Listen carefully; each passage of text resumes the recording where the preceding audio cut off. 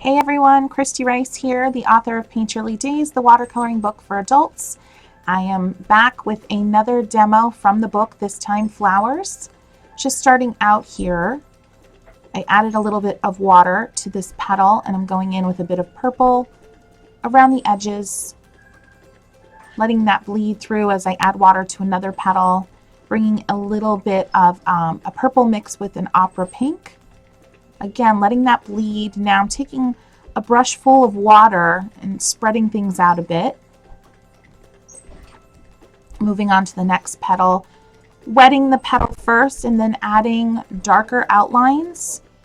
Cleaning my brush, going back in with water and smoothing things out. Applying this technique really to each petal is a great way to get depth on your first layer of watercolor. Again, wetting the petal, adding the pink in on the edges, seeing it bleed there. There's just a clean brush with water, smoothing things around, more water. Then I'm bringing in some really dark watercolor. I'm using a dry brush here to move the color around.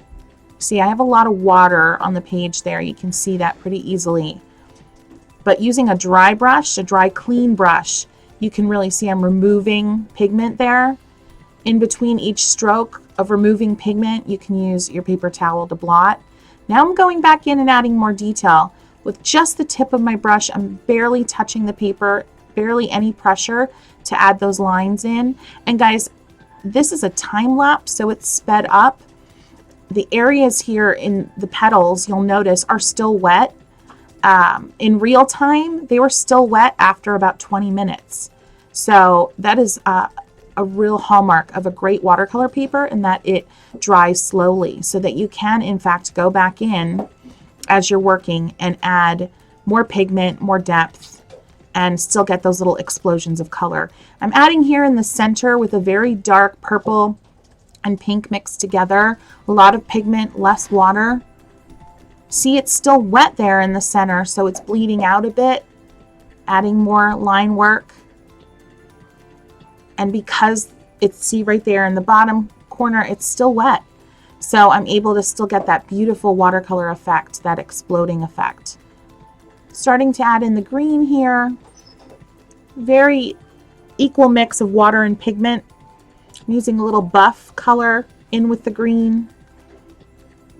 I really want that flower to pop, so the greens, I'm not putting too much boldness or contrast in them, just nice and soft, just a hint of color. Now I'm going into the backgrounds with a peach tone and spreading the color around. Wet the area first and then start spreading the color around. As a rule, I tend to keep just a smidge away from the edge of the flower. It just helps give that flower pop when you're painting in a background. And I'm using Daniel Smith watercolors again today. Very limited palette of about 8 colors. I will list them in the description of this video. Continuing on with the background. And again, wetting the area first pretty liberally.